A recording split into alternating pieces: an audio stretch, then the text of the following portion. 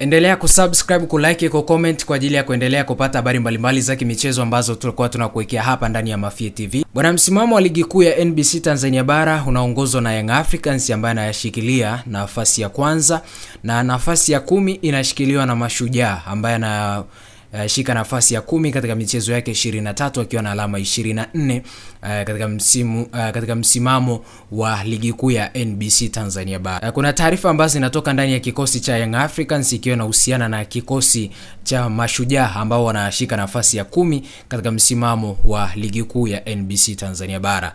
Asa Yanga kama tamaliza akiwa bingwa, maana yake kuna baadhi ya wachezaji watawaruhusu kuondoka katika msimu ujao ama kwenye dirisha kubwa la usajili. Sasa taarifa iko hivi, kuelekea msimu ujao wa klabu ya Mashujaa wameonyesha nia ya kuhitaji saini ya winga kinda wa Young Africans Dennis Nkane, ambaye wanaona anaweza kwenda kuwa nyongeza au kuongeza nguvu zaidi kwenye kikosi chao cha Mashujaa katika msimu unaokuja, msimu 2025-26.